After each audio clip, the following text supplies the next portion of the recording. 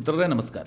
ಮಿತ್ರರೇ, ಅಮೆರಿಕದಲ್ಲಿ ಟ್ರಂಪ್ ಗೆದ್ದ ದಿನದಿಂದಲೂ ಕೂಡ ಒಂದಲ್ಲ ಒಂದು ಕಾರಣದಿಂದ ಅವರು ಸುದ್ದಿ ಆಗ್ತಲೇ ಇದ್ದಾರೆ. ಅದರಲ್ಲೂ ಅವರು ಅಧಿಕಾರಕ್ಕೆ ಬಂದ ಮೇಲಂತೂ ಕೇಳೋದೇ ಬೇಡ. ಅವರು ತೆಗೆದುಕೊಳ್ಳುತ್ತಿರುವಂತಹ ಪ್ರತಿ ನಿರ್ಧಾರಗಳೂ ಕೂಡ ಜಗತ್ತಿಗೆ ಒಂದಲ್ಲ ಒಂದು ರೀತಿಯಲ್ಲಿ ಶಾಕಿಂಗ್ ಆಗಿದೆ. ಯಾವುದಾದ್ರೂ ದೇಶಕ್ಕೆ ಅದು ಬಹಳ ಆಘಾತಕಾರಿಯಾಗೇ ಇರುತ್ತೆ. ಅಂತಹ ನಿರ್ಧಾರಗಳನ್ನು ಟ್ರಂಪ್ ತೆಗೆದುಕೊಳ್ತಾ ಇದ್ದಾರೆ. ಆದರೆ ಟ್ರಂಪ್ಗೆ ಆಘಾತ ಆಗುವಂತಹ ಒಂದು ಘಟನೆ ಅಮೆರಿಕದಲ್ಲಿ ನಡೆದಿದೆ. ಹೌದು ಮಿತ್ರರೇ, ಟ್ರಂಪ್ ನವೆಂಬರ್ 5ನೇ ತಾರೀಕು ಅಮೆರಿಕವನ್ನು ಗೆದ್ದುಕೊಂಡ್ರಲ್ಲ, ಆ ಬಳಿಕ ಅವರ ಸ್ಟೇಟ್ಮೆಂಟ್ಗಳನ್ನು ನೋಡಿ.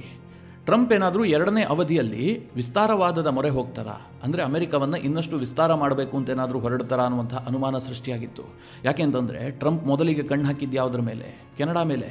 ಕೆನಡಾದ ಆಗಿನ ಪ್ರಧಾನಿ ಟ್ರುಡೋ ಅಮೆರಿಕಕ್ಕೆ ಬಂದಂತಹ ಸಂದರ್ಭದಲ್ಲಿ ಟ್ರುಡೋಗೆ ಟ್ರಂಪ್ ಒಂದು ಆಫರ್ ಕೊಡ್ತಾರೆ, ನಿನ್ನ ದೇಶವನ್ನು ನನ್ನಲ್ಲಿ ವಿಲೀನ ಮಾಡಿಬಿಡು, ಅಂದರೆ ಅಮೆರಿಕದಲ್ಲಿ ವಿಲೀನ ಮಾಡು, ನಾನು ಕೆನಡಾಗೆ 51ನೇ ರಾಜ್ಯದ ಸ್ಥಾನಮಾನವನ್ನು ಕೊಡ್ತೀನಿ, ಹೀಗಂತ ಟ್ರಂಪ್ ಹೇಳ್ತಾರೆ. ಇದು ಕೆನಡಾದಲ್ಲಿ ರಾಜಕೀಯ ಭೂಕಂಪಕ್ಕೆ ಕಾರಣ ಆಗಿಬಿಡುತ್ತೆ. ಮುಂದೇನೇನಾಯಿತು ಅಂತ ನಿಮಗೆಲ್ಲ ಗೊತ್ತು. ಅದಾಗ್ತಿದ್ದ ಹಾಗೆ ಟ್ರಂಪ್ ಕಂಡು ಬಿದ್ದಿದ್ದೆಲ್ಲಿಗೆ? ಗ್ರೀನ್ಲ್ಯಾಂಡ್ ಮೇಲೆ. ಗ್ರೀನ್ಲ್ಯಾಂಡ್ ಒಂದು ಹಿಮದ ಮರುಭೂಮಿ. ನಾಳೆ ಅದೇನಾದರೂ ರಷ್ಯಾದ ಕೈವಶ ಆಗಿಬಿಟ್ರೆ ಅಮೆರಿಕಕ್ಕೆ ಹಿನ್ನಡೆ ಆಗುತ್ತೆ. ಆ ಇಡೀ ಭೂಪ್ರದೇಶವನ್ನು ಅಮೆರಿಕ ವಶದಲ್ಲಿ ಇಟ್ಕೊಳ್ಬೇಕು ಅಂತ ಟ್ರಂಪ್ಗೆ ಅನಿಸ್ತು. ಹೀಗಾಗಿ ಟ್ರಂಪ್ ಅದರ ಬಗ್ಗೆ ಮಾತು ಆಡೋದಕ್ಕೆ ಶುರು ಮಾಡಿದ್ರು. ಗ್ರೀನ್ಲ್ಯಾಂಡನ್ನು ನಾನು ವಶಕ್ಕೆ ಪಡೆದು ಬಿಡ್ತೀನಿ, ಬೇಕಾದರೆ ಖರೀದಿ ಮಾಡ್ತೀನಿ, ಇಲ್ಲದೆ ಹೋದರೆ ನಾನು ಸೈನಿಕ ಕಾರ್ಯಾಚರಣೆಯನ್ನು ಬೇಕಾದರೂ ಮಾಡ್ತೀನಿ ಎನ್ನುವ ಲೆವೆಲ್ಗೆ ಟ್ರಂಪ್ ಮಾತನಾಡೋದಕ್ಕೆ ಶುರು ಮಾಡಿದ್ರು. ಅಷ್ಟಕ್ಕೆ ಟ್ರಂಪ್ ಅವರ ದರ್ಪ ನಿಂತಿಲ್ಲ. ಮುಂದುವರೆದು ಪನಾಮಾ ಕೆನಾಲ್ ಮೇಲೂ ಕೂಡ ಕಣ್ಣು ಹಾಕಿದ್ರು. ಅಂದರೆ ಟ್ರಂಪ್ ಅವರ ಎಲ್ಲ ನೀತಿಗಳು ಕೂಡ ವಿಸ್ತರಣಾವಾದವನ್ನು ಬೆಂಬಲಿಸುವ ರೀತಿಯಲ್ಲೇ ಇದ್ವು. ಈ ಚೈನಾ ಈ ರೀತಿಯಾಗಿ ಮಾಡ್ತಾ ಇತ್ತು. ಚೈನಾ ಏನು ಹೇಳುತ್ತೆ? ನನಗೆ ತೈವಾನು ಬೇಕು, ಭಾರತದ ಅರುಣಾಚಲ ಪ್ರದೇಶ ಬೇಕು, ಲಡಾಖ್ ಬೇಕು, ಭೂತಾನು ಬೇಕು, ನೇಪಾಳ ಬೇಕು. ಹೀಗೆ ಚೈನಾ ಯಾವ್ಯಾವ ದೇಶದೊಂದಿಗೆ ಗಡಿಯನ್ನು ಹಂಚಿಕೊಂಡಿದೆಯೋ ಆ ಎಲ್ಲ ದೇಶಗಳೊಂದಿಗೆ ಚೈನಾ ಖ್ಯಾತೆಯನ್ನು ಹೊಂದಿದೆ. ಯಾಕಂದರೆ ಚೈನಾ ವಿಸ್ತರಣಾವಾದವನ್ನು ಪೋಷಿಸುವಂತಹ ದೇಶ. ಅಮೆರಿಕ ಹೀಗಿರಲಿಲ್ಲ. ತನ್ನ ಎಷ್ಟು ಭೂಪ್ರದೇಶ ಇದೆಯೋ ಅಷ್ಟೇ ಸಾಕು ಅನ್ನುವಂತಹ ರೀತಿಯ ದೇಶ ಅಮೆರಿಕ. ಆದರೆ ಮಿತ್ರರೇ, ಟ್ರಂಪ್ ಏನು ಹೇಳ್ತಾ ಇದ್ರು?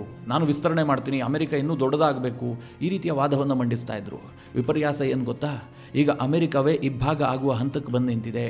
ಟ್ರಂಪ್ ಇನ್ನೂ ಭೂಪ್ರದೇಶವನ್ನು ಅಮೆರಿಕಕ್ಕೆ ಸೇರಿಸೋದಲ್ಲ, ಇದ್ದಂತಹ ಅಮೆರಿಕದ ಅತ್ಯಂತ ಸಂಪದ್ಭರಿತ ಪ್ರದೇಶವೇ ಅಮೆರಿಕದ ಕೈ ತಪ್ಪೋಗುವಂಥ ಸಾಧ್ಯತೆಗಳಿದೆ. ಒಟ್ಟು ಅಮೆರಿಕದಲ್ಲಿ 50 ರಾಜ್ಯಗಳಿದೆಯಲ್ಲ, ಅದರಲ್ಲಿ ಅತ್ಯಂತ ಪ್ರಮುಖವಾದಂತಹ ಒಂದು ರಾಜ್ಯ ಅಮೆರಿಕದಿಂದ ನಾವು ಬೇರಾಗ್ತೀವಿ, ನಾವು ಹೊಸದಾದಂತಹ ದೇಶ ಆಗ್ತೀವಿ ಅಂತ ಈಗ ನಿರ್ಧಾರ ಕೈಗೊಳ್ತಾ ಇದ್ದಾರೆ. ಇದಕ್ಕೋಸ್ಕರವಾಗಿ ಅವರು ಜನಾಭಿಪ್ರಾಯ ಸಂಗ್ರಹಕ್ಕೂ ಕೂಡ ಮುಂದಾಗ್ತಾ ಇದ್ದಾರೆ. ಇಂಟರ್ನಲ್ ವೋಟಿಂಗ್ ಕೂಡ ಆಗೋದಕ್ಕಿದೆ. ಇದು ಟ್ರಂಪ್ ಅವರಿಗೆ ಅತ್ಯಂತ ದೊಡ್ಡ ಹಿನ್ನಡೆ. ಟ್ರಂಪ್ ಇದನ್ನು ಊಹೆ ಕೂಡ ಮಾಡಿರೋದಿಲ್ಲ. ಅಂತಹದೊಂದು ಬೆಳವಣಿಗೆ ಅಮೆರಿಕದಲ್ಲಿ ನಡೀತಾ ಇದೆ. ಹಾಗಾದರೆ ಆ ರಾಜ್ಯ ಯಾವುದು? ಇದರಿಂದ ಅಮೆರಿಕದ ಮೇಲೆ ಏನು ಪರಿಣಾಮ ಬೀರುತ್ತೆ? ವಿಶ್ವದ ಮೇಲೆ ಏನು ಪರಿಣಾಮ ಬೀರುತ್ತೆ? ಈ ವಿಚಾರ ಟ್ರಂಪ್ ಮೇಲೆ ಎಷ್ಟು ಒತ್ತಡವನ್ನು ಕ್ರಿಯೇಟ್ ಮಾಡುತ್ತೆ? ಇದೆಲ್ಲದನ್ನು ಕೂಡ ಈ ವಿಡಿಯೋದಲ್ಲಿ ನಿಮಗೆ ಡೀಟೇಲ್ ಆಗಿ ತಿಳಿಸ್ಕೊಡ್ತೀನಿ. ನೀವು ಈ ವಿಡಿಯೋನ ಕೊನೆವರೆಗೂ ಮಿಸ್ ಮಾಡದೆ ನೋಡಿ.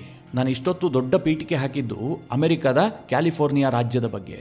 ಕ್ಯಾಲಿಫೋರ್ನಿಯಾದ ಹೆಸರನ್ನು ನೀವು ಕೇಳೇ ಇರ್ತೀರಿ. ಯಾಕೆಂದರೆ ಇತ್ತೀಚೆಗಷ್ಟೇ ಅಲ್ಲಿ ಅಗ್ನಿ ಅವಘಡ ಸಂಭವಿಸಿತ್ತು, ಅಂದರೆ ಕಾಡ್ಗಿಚ್ಚಾಗಿತ್ತು. ಹೀಗಾಗಿ ಇಡೀ ವಿಶ್ವದಾದ್ಯಂತ ಅದು ಸದ್ದು ಮಾಡಿತ್ತು.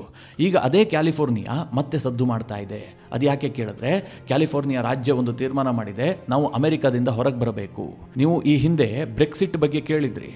ಅಂದರೆ ಯುರೋಪಿಯನ್ ಯೂನಿಯನ್ನಿಂದ ಯುನೈಟೆಡ್ ಕಿಂಗ್ಡಮ್ ಹೊರಗೆ ಬಂತಲ್ಲ, ಅದನ್ನು ಬ್ರೆಕ್ಸಿಟ್ ಅಂತ ಕರೆಯಲಾಗ್ತಾ ಇತ್ತು. ಅದೇ ರೀತಿಯಾಗಿ ಈಗ ಕ್ಯಾಲೆಕ್ಸಿಟ್ ಆಗಬೇಕು, ಕ್ಯಾಲಿಫೋರ್ನಿಯಾ ಅಮೆರಿಕದಿಂದ ಹೊರ ಹೋಗಬೇಕು ಅಂತೇಳಿ ಅವರೊಂದು ಅಭಿಯಾನವನ್ನು ಆರಂಭ ಮಾಡ್ತಾ ಇದ್ದಾರೆ. ಮುಂದುವರೆದು ಜನಾಭಿಪ್ರಾಯ ಸಂಗ್ರಹಕ್ಕೂ ಕೂಡ ಮುಂದಾಗ್ತಾ ಇದ್ದಾರೆ. ಆ ಇಡೀ ಸ್ಟೇಟ್ ಅಮೆರಿಕದ ವಿರುದ್ಧವಾಗಿ ನಿಂತ್ಕೊಂಡಿದೆ. ಯಾಕೆ ಕ್ಯಾಲಿಫೋರ್ನಿಯಾ ಈ ನಿರ್ಧಾರವನ್ನು ಮಾಡ್ತಾ ಇದೆ? ಅವ್ರಿಗೆ ಸಾಧ್ಯ ಆಗುತ್ತಾ ಅಮೆರಿಕದಿಂದ ಹೊರ ಹೋಗೋದಕ್ಕೆ? ಅಮೆರಿಕದ ಫೆಡರಲ್ ಸಿಸ್ಟಮ್ ಹೇಗಿದೆ? ಇದೆಲ್ಲವುದನ್ನು ನೋಡೋದಾದರೆ, ಮೊದಲನೇದಾಗಿ ಮಿತ್ರರೇ, ಅಮೆರಿಕವನ್ನು ನಾವೇನಂತ ಕರಿತೀವಿ? USA, United States of America. ಹಲವಾರು ರಾಜ್ಯಗಳು ಸೇರಿ ಅಮೆರಿಕ ಎಂಬಂತಹ ಒಂದು ದೇಶ ಆಗಿದೆ. ಅದರಲ್ಲಿ ಕ್ಯಾಲಿಫೋರ್ನಿಯಾ ಕೂಡ ಒಂದು. ಕ್ಯಾಲಿಫೋರ್ನಿಯಾ ಅಮೆರಿಕದ ಪಶ್ಚಿಮ ಭಾಗದಲ್ಲಿ ಬರುವಂತಹ ಒಂದು ದೊಡ್ಡ ರಾಜ್ಯ. ಈ ಕ್ಯಾಲಿಫೋರ್ನಿಯಾದಲ್ಲಿ ಅಮೆರಿಕದಲ್ಲಿರುವಂತಹ ಕಲ್ಚರ್ಗಿಂತ ಸ್ವಲ್ಪ ಡಿಫರೆಂಟ್ ಆದಂತಹ ಕಲ್ಚರ್ ಇರುವ ಜನರು ವಾಸ ಮಾಡ್ತಾರೆ. ಅಮೆರಿಕದಲ್ಲಿ ಬೇರೆ ಬೇರೆ ಕಡೆ ಬೇರೆ ಬೇರೆ ಸಂಸ್ಕೃತಿ ಇದೆ, ಆದರೆ ಬಹಳ ವೈವಿಧ್ಯತೆ. ಈಗ ಭಾರತದಲ್ಲಿ ಇದೆಯಲ್ಲ, ಆ ರೀತಿಯಾಗಿ ಏನಿಲ್ಲ. ಭಾರತದಲ್ಲಿ ಪ್ರತಿ 50 ಕಿಲೋಮೀಟರ್ಗೆ ಒಂದು ಸಂಸ್ಕೃತಿ ಇದೆ. ಅಮೆರಿಕದಲ್ಲಿ ಅಷ್ಟೆಲ್ಲ ಏನೂ ವಿಭಿನ್ನತೆ ಇಲ್ಲ. ಆದರೆ ಕ್ಯಾಲಿಫೋರ್ನಿಯಾದಲ್ಲಿ ಸ್ವಲ್ಪ ಡಿಫರೆಂಟ್ ಜನ ವಾಸ ಮಾಡ್ತಾರೆ. ಅವರದ್ದೇ ಆದಂತಹ ಒಂದು ಐಡೆಂಟಿಟಿಯನ್ನು ಅವರು ಮೊದಲಿನಿಂದಲೂ ಇಟ್ಕೊಂಡಿದ್ದಾರೆ. ಹೀಗಿದ್ರೂ ಸಹ ಈ ಕ್ಯಾಲಿಫೋರ್ನಿಯಾ ಅಮೆರಿಕದ ಭಾಗ ಆಗಿತ್ತು. ಈಗ ಮಿತ್ರರೇ, ಕ್ಯಾಲಿಫೋರ್ನಿಯಾದ ಜನರಿಗೆ ಅನಿಸ್ತಾ ಇದೆ, ನಾವು ಅಮೆರಿಕದ ಭಾಗ ಯಾಕೆ ಆಗಿರಬೇಕು? ನಾವು ಡಿಫ್ರೆಂಟ್ ಆಗಿರೋಣ, ನಾವು ಸಪರೇಟ್ ಆದಂತಹ ದೇಶ ಆಗೋಣ, ಅಮೆರಿಕದ ಮುಲಾಜ್ ನಮಗೆ ಬೇಡ, ಹೀಗಂತ ಅನಿಸೋದಕ್ಕೆ ಶುರುವಾಗಿದೆ. ಈ ಹಿನ್ನೆಲೆಯಲ್ಲೇ ಕ್ಯಾಲಿಫೋರ್ನಿಯಾದ ರಾಜ್ಯ ಸರ್ಕಾರದ ಮುಂದೆ ಅಮೆರಿಕದಿಂದ ವಿಭಜನೆ ಆಗುವಂಥ ಪ್ರಸ್ತಾಪವನ್ನು ಇಡಲಾಗಿದೆ. ಮುಂದೇನಾಗುತ್ತೆ? ರಾಜ್ಯ ಸರ್ಕಾರ ಒಪ್ಕೊಂಡ್ಬಿಟ್ರೆ ಕ್ಯಾಲಿಫೋರ್ನಿಯಾ ಅಮೆರಿಕದಿಂದ ಬೇರಾಗುತ್ತಾ ಕೇಳಿದ್ರೆ ಇಲ್ಲ. ಅದಕ್ಕೆ ಆದಂತಹ ಒಂದು ದೊಡ್ಡ ಪ್ರೋಸೆಸ್ ಇದೆ. ಅದೇನು ಕೇಳಿದ್ರೆ, ಮೊದಲನೇದಾಗಿ ಈ ಪ್ರಸ್ತಾಪವನ್ನು ಅಮೆರಿಕದ ರಾಜ್ಯದಲ್ಲಿ ಪಾಸ್ ಮಾಡಬೇಕು. ಅಂದರೆ ಆ ರಾಜ್ಯದಲ್ಲಿ ಆಯ್ಕೆಯಾದಂತಹ ಜನಪ್ರತಿನಿಧಿಗಳಿರ್ತಾರಲ್ಲ, ಅಲ್ಲಿ ಇದು ಬಹುಮತದಿಂದ ಪಾಸ್ ಆಗಬೇಕು. ಇದೆಲ್ಲ ಆಗ್ತಿದ್ದ ಹಾಗೆ ಕ್ಯಾಲಿಫೋರ್ನಿಯಾದ ರಾಜ್ಯ ಸರ್ಕಾರ ಒಂದು ಕಮಿಟಿಯನ್ನು ಫಾರ್ಮ್ ಮಾಡುತ್ತೆ. ಆ ಕಮಿಟಿ ಡೀಟೇಲ್ ಆದಂತಹ ಸ್ಟಡಿ ಮಾಡುತ್ತೆ.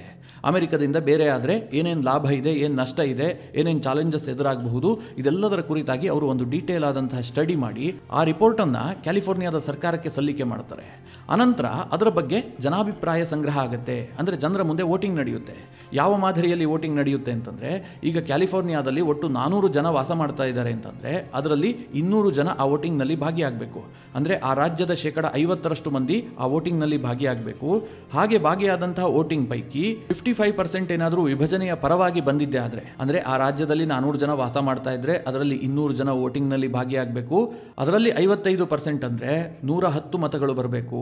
ಯಾಕೆ 400 ಉದಾಹರಣೆ ಕೊಟ್ಟೆ ಅಂತಂದರೆ, ಕ್ಯಾಲಿಫೋರ್ನಿಯಾದಲ್ಲಿ ಒಟ್ಟು 4 ಕೋಟಿ ಜನಸಂಖ್ಯೆ ಇದೆ. ಈ 4 ಕೋಟಿ ಜನಸಂಖ್ಯೆಯಲ್ಲಿ ಕನಿಷ್ಠ 2 ಕೋಟಿ ಮಂದಿ ಈ ವೋಟಿಂಗ್ನಲ್ಲಿ ಭಾಗಿಯಾಗಬೇಕು.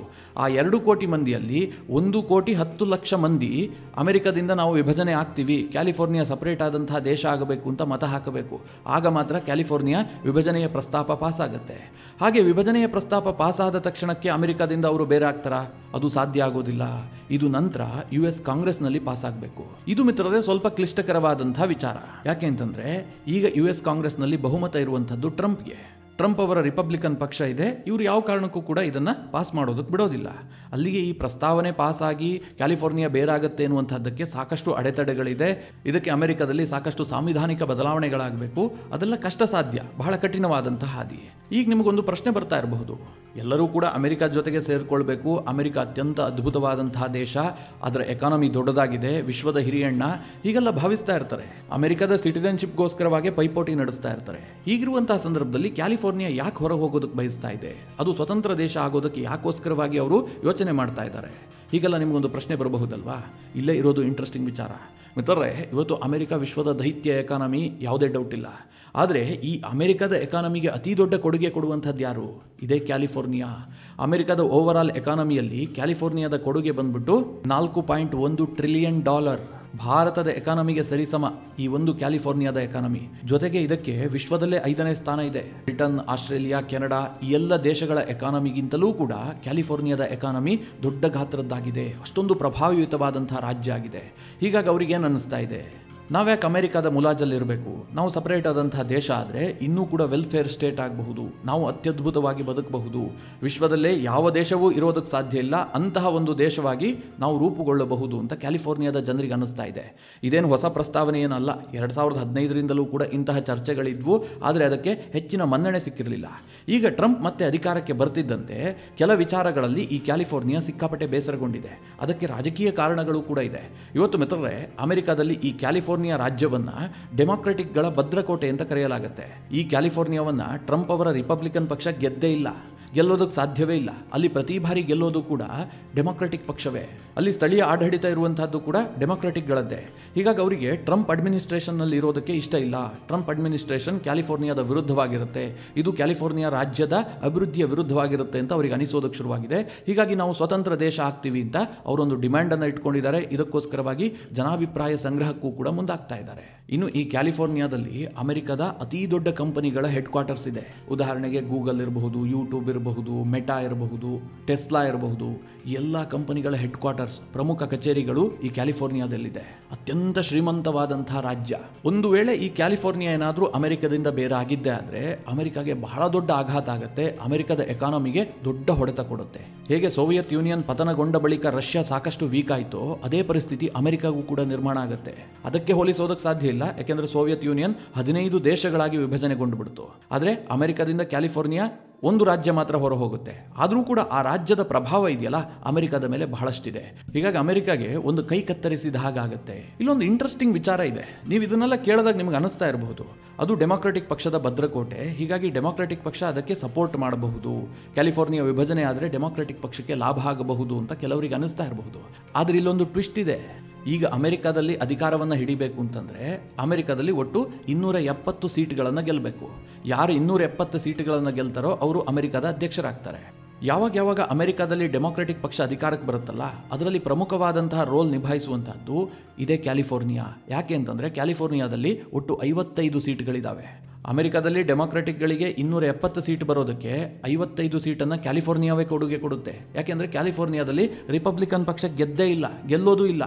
ಅದೇನಿದ್ರೂ ಕೂಡ ಡೆಮಾಕ್ರೆಟಿಕ್ ಪಕ್ಷಕ್ಕೆ ಹೋಗುವಂತಹದ್ದು. ಈಗ ಒಂದು ವೇಳೆ ಕ್ಯಾಲಿಫೋರ್ನಿಯಾ ಏನಾದರೂ ಬೇರೆ ಆಯಿತು ಅಂತ ಅಂದುಕೊಳ್ಳಿ, ಅದು ಹೊಸ ದೇಶ ಆಯ್ತಪ್ಪ, ಆಗ ಡೆಮಾಕ್ರೆಟಿಕ್ ಪಕ್ಷ ಕ್ಯಾಲಿಫೋರ್ನಿಯಾದ ಅಧಿಕಾರವನ್ನು ಹಿಡಿದುಕೊಳ್ಬಹುದು. ಆದರೆ ಡೆಮಾಕ್ರೆಟಿಕ್ ಪಕ್ಷ ಅಮೆರಿಕದ ಅಧಿಕಾರ ಹಿಡಿಯುವಂತಹ ಕನಸನ್ನು ಬಿಟ್ಟು ಬಿಡಬೇಕು.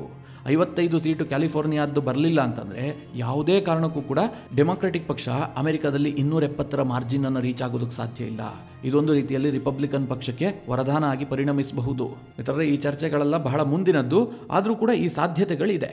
ಈಗ ಬಹುತೇಕರಲ್ಲಿ ಒಂದು ಪ್ರಶ್ನೆ ಬರ್ತಾ ಇರಬಹುದು, ಅಮೆರಿಕದಲ್ಲಿ ಸಂವಿಧಾನ ಸ್ಟ್ರಾಂಗ್ ಆಗಿಲ್ವಾ? ಯಾವುದಾದ್ರೂ ಒಂದು ರಾಜ್ಯ ಬಂದ್ಬಿಟ್ಟು ನಾವು ಸಪ್ರೇಟ್ ಆಗ್ತೀವಿ ಅಂತ ಅವರೇ ವೋಟಿಂಗ್ಗಳನ್ನು ಮಾಡ್ಕೊಳ್ಬಹುದಾ? ಇದಕ್ಕೆಲ್ಲ ಸಂವಿಧಾನ ಅಲೋ ಮಾಡುತ್ತಾ ಕೇಳಿದ್ರೆ, ಒಂದು ರೀತಿಯಲ್ಲಿ ಮಿತ್ರರೇ, ಅಮೆರಿಕದ ಸಂವಿಧಾನ ಭಾರತದಷ್ಟು ಪ್ರಬಲವಾಗಿಲ್ಲ. ಈಗ ಭಾರತವೂ ಕೂಡ ಯೂನಿಯನ್ ಆಫ್ ಸ್ಟೇಟೇ ಅಲ್ವಾ? ಭಾರತದಲ್ಲೂ ಕೂಡ ನಾಳೆ ಯಾವುದಾದ್ರೂ ಒಂದು ರಾಜ್ಯ ಬಂದ್ಬಿಟ್ಟು ನಾವು ಸ್ವತಂತ್ರ ಆಗ್ತೀವಿ ಅಂತ ಹೇಳಬಹುದಲ್ಲ. ಅಮೆರಿಕದಲ್ಲಿ ಆಗತ್ತೆ ಅಂತಂದ ಮೇಲೆ ಭಾರತದಲ್ಲಿ ಯಾಕೆ ಆಗೋದಿಲ್ಲ? ಭಾರತದಲ್ಲಿ ಯಾಕೆ ಆಗೋದಿಲ್ಲ ಇದು ಅಂತಂದರೆ ಅದಕ್ಕೆ ಅಂಬೇಡ್ಕರ್ ಅವರ ದೂರದೃಷ್ಟಿಯ ಕಾರಣ ಇದೆ. ಹೌದು ಮಿತ್ರರೇ, ಅಮೆರಿಕವನ್ನು ಏನಂತ ಕರೆಯಲಾಗುತ್ತೆ? ಯುನೈಟೆಡ್ ಸ್ಟೇಟ್ಸ್ ಆಫ್ ಅಮೆರಿಕಾ ಅಂದರೆ ಅನೇಕ ರಾಜ್ಯಗಳು ಸೇರಿದಂತಹ ಒಂದು ಫೆಡರೇಷನ್ ಅಮೆರಿಕ ಅಂತಂದರೆ. ಅಲ್ಲಿ ಈ ರಾಜ್ಯಗಳು ಮೊದಲೇ ಅಸ್ತಿತ್ವದಲ್ಲಿರುತ್ತೆ, ಆನಂತರ ಅಮೆರಿಕದ ನಿರ್ಮಾಣ ಆಗತ್ತೆ. ಎಲ್ಲ ರಾಜ್ಯಗಳು ಸೇರಿದ ಕಾರಣದಿಂದಾಗಿ ಅಮೆರಿಕ ಆಗಿದೆ. ಆದರೆ ಭಾರತ ಹೇಗೆ ಗೊತ್ತಾ? ಅಂಬೇಡ್ಕರ್ ಅವರು ಭಾರತದ ಸಂವಿಧಾನದ ಆರ್ಟಿಕಲ್ 1ರಲ್ಲಿ ಬರೀತಾರೆ, India that is Bharat shall be a union of states. ಇದೇನನ್ನು ಸೂಚಿಸುತ್ತೆ? ಇದಕ್ಕೆ ಯಾಕಿಷ್ಟು ಮಹತ್ವ ಇದೆ ಅಂತಂದರೆ, ಭಾರತ ಅನ್ನುವಂಥದ್ದು ಮೊದಲೇ ಇತ್ತು. ಭಾರತದ ಕಾರಣದಿಂದಾಗಿ ಅನೇಕ ರಾಜ್ಯಗಳ ನಿರ್ಮಾಣ ಆಗಿದೆ. ಇಲ್ಲಿ ವ್ಯತ್ಯಾಸವನ್ನು ಗಮನಿಸಿ. ಅಮೆರಿಕ ಅನ್ನುವಂಥದ್ದು ಮೊದಲಿರಲಿಲ್ಲ, ಅಲ್ಲಿ ರಾಜ್ಯಗಳು ಮೊದಲಿದ್ವು. ರಾಜ್ಯಗಳೆಲ್ಲ ಸೇರಿದ ಕಾರಣದಿಂದಾಗಿ ಅಮೆರಿಕ ನಿರ್ಮಾಣ ಆಗಿದೆ, ಯುನೈಟೆಡ್ ಸ್ಟೇಟ್ಸ್. ಆದರೆ ಭಾರತದಲ್ಲಿ ಹಾಗಲ್ಲ. ಭಾರತ ಮೊದಲೇ ಇದೆ. ಭಾರತ ಅನ್ನುವಂಥದ್ದು ಅಖಂಡವಾದದ್ದು, ಅದರಲ್ಲಿ ಅನೇಕ ವಿಭಜನೆಗಳಾದ ಕಾರಣದಿಂದಾಗಿ ರಾಜ್ಯಗಳಾಗಿದ್ದಾವೆ. ಇಲ್ಲಿ ನೀವು ರಾಜ್ಯಗಳನ್ನು ವಿಭಜಿಸಬಹುದು, ದೇಶವನ್ನು ವಿಭಜಿಸೋದಕ್ಕೆ ಸಾಧ್ಯ ಇಲ್ಲ. ಅಷ್ಟು ಒಂದು ಭದ್ರವಾದಂತಹ ಸಂವಿಧಾನವನ್ನು ಅಂಬೇಡ್ಕರ್ ಅವರು ಬರೆದಿದ್ದಾರೆ. ಅಂದರೆ ನಮ್ಮ ಯೂನಿಯನ್ ಸಿಸ್ಟಮ್ಗೆ ಯಾವತ್ತೂ ಕೂಡ ತೊಡಕಾಗಬಾರ್ದು. ನಾಳೆ ಯಾವುದೋ ರಾಜ್ಯ ನಾವು ಹೊರ ಹೋಗ್ಬಿಡ್ತೀವಿ, ನಾವು ಸಪರೇಟ್ ಆಗಿಬಿಡ್ತೀವಿ, ನಾವು ಸ್ವತಂತ್ರರು ಅಂತ ಘೋಷಿಸಿಕೊಳ್ಳಬಾರದು. ಅಂತಹದ್ದಕ್ಕೆ ಅವಕಾಶವೇ ಇಲ್ಲದ ರೀತಿಯಲ್ಲಿ ಭಾರತದ ಸಂವಿಧಾನವನ್ನು ಅಂಬೇಡ್ಕರ್ ಅವರು ರಚನೆ ಮಾಡಿದ್ದಾರೆ. ಕ್ಯಾಲಿಫೋರ್ನಿಯಾದ ವಿಚಾರಕ್ಕೂ ಭಾರತದ ಸಂವಿಧಾನಕ್ಕೂ ಸಂಬಂಧ ಇಲ್ಲ. ನಿಮಗೆ ಈ ವಿಚಾರ ತಿಳಿದಿರಲಿ ಅನ್ನುವ ಕಾರಣಕ್ಕೋಸ್ಕರವಾಗಿ ಇದನ್ನು ಮಧ್ಯದಲ್ಲಿ ತಂದು ನಿಮಗೆ ಹೇಳುವಂತಹ ಪ್ರಯತ್ನ ಮಾಡಿದೆ ಅಷ್ಟೇ. ಒಟ್ಟಿನಲ್ಲಿ ಕ್ಯಾಲಿಫೋರ್ನಿಯಾದಲ್ಲಿ ಆಗ್ತಿರುವಂತಹ ಈ ಡೆವಲಪ್ಮೆಂಟ್ ಏನಿದೆ, ಟ್ರಂಪ್ ಅವರನ್ನು ಬಹಳ ಒತ್ತಡಕ್ಕೆ ಸಿಕ್ಕಾಕ್ಸಿದೆ. ಟ್ರಂಪ್ ಏನು ಕೆನಡಾವನ್ನು ನುಂಗ್ತೀನಿ, ಪನಾಮಾವನ್ನು ನುಂಗ್ತೀನಿ, ಗ್ರೀನ್ಲ್ಯಾಂಡನ್ನು ವಶಕ್ಕೆ ಪಡಿತೀನಿ, ಹೀಗೆಲ್ಲ ಪುಂಖಾನುಪುಂಖವಾಗಿ ಸ್ಟೇಟ್ಮೆಂಟ್ ಕೊಡ್ತಾ ಇದ್ರಲ್ಲ, ಅದಕ್ಕೆ ಬಹಳ ದೊಡ್ಡ ಹಿನ್ನಡೆ ಆಗಿದೆ. ಮೊದಲು ಯುನೈಟೆಡ್ ಸ್ಟೇಟ್ಸ್ ಅನ್ನು ರಕ್ಷಿಸಿಕೊಳ್ಳಿ, ನಿಮ್ಮ 50 ರಾಜ್ಯಗಳನ್ನು ನೀವು ಉಳಿಸ್ಕೊಳ್ಳಿ, ಆಮೇಲೆ ಬೇರೆ ಇದನ್ನು ಕಬ್ಜಾ ಮಾಡಿದ್ರಾಯ್ತು ಅನ್ನುವಂತಹ ಪರಿಸ್ಥಿತಿ ಟ್ರಂಪ್ ಅವರಿಗೆ ಬಂದಿದೆ. ಮಿತ್ರರೇ, ಈ ಬೆಳವಣಿಗೆಗಳ ಬಗ್ಗೆ ನೀವೇನು ಹೇಳ್ತೀರಿ? ನಿಮ್ಮ ಅನಿಸಿಕೆ ಅಭಿಪ್ರಾಯವನ್ನು ಕಮೆಂಟ್ ಮಾಡುವ ಮೂಲಕ ನಮಗೆ ತಿಳಿಸಿ. ಹಾಗೆ ನಿಮಗೆ ಈ ವಿಡಿಯೋ ಇಷ್ಟವಾದರೆ ಲೈಕ್ ಮಾಡಿ. ಜೊತೆಗೆ ನೀವಿನ್ನೂ ನಿಮ್ಮ ನೆಚ್ಚಿನ ಸಂಸ್ಕಾರ ಸೌರಭ ಯೂಟ್ಯೂಬ್ ಚಾನಲ್ನ ಸಬ್ಸ್ಕ್ರೈಬ್ ಮಾಡಿಲ್ಲ ಅಂತಾದರೆ ಈ ಕೂಡಲೇ ಸಬ್ಸ್ಕ್ರೈಬ್ ಮಾಡಿ. ಹಾಗೆ ಮುಂದಿನ ಎಲ್ಲ ಅಪ್ಡೇಟ್ಗಳ ನೋಟಿಫಿಕೇಷನ್ಗಾಗಿ ಬೆಲ್ ಐಕಾನ್ ಒತ್ತಿ.